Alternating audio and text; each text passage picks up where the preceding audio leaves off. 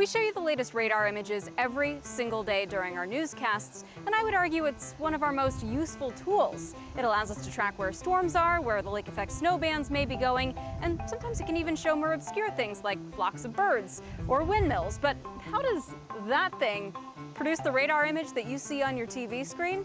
I'm explaining in this week's Heather's Weather Wise.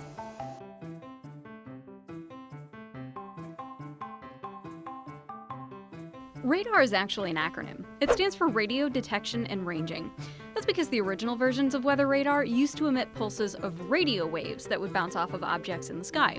That was first used on air in 1961, and it looked a lot different. Today they use microwave radiation, and thanks to advanced computers, they can produce images with incredible resolution. Every minute, the radar inside that dome sends out a pulse of microwave energy. It's the same kind of energy that's used in your cell phone and, in the microwave oven in your kitchen. It's just a little bit stronger. That pulse of radiation goes out until it hits something that it can't pass through. That pulse of energy gets bounced back to the radar. The radar is programmed to assume that a stronger return means there's larger particles in the air or more of them closely spaced together. We would see that on a radar loop as big blobs of heavy rain or snow. What's cool about this radar and all Doppler radars is that it doesn't just show where the rain is now. It can track the motion of the precipitation or the velocity, and it can even detect the rotation within the storm itself relative to the radar.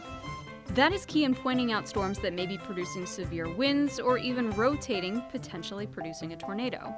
The latest radar technology is pretty smart, but it just doesn't have our intuition. That is, it can't tell the difference between a really heavy rainstorm and a wind farm. You may have noticed those little blips popping up on our radar around Chautauqua and Wyoming counties from time to time. Radar also can't tell us that it's seeing sandflies along the Niagara River, or colonies of bats flying out of caves near San Antonio, Texas, or even everyone's favorite this year, huge swarms of cicadas.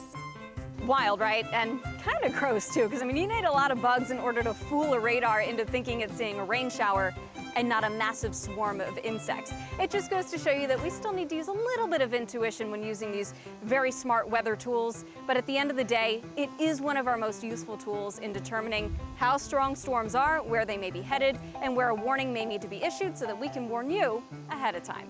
That's it for this week's Heather's Weather Wise. I'll see you soon with a new topic, but until then, remember it's good to be a geek.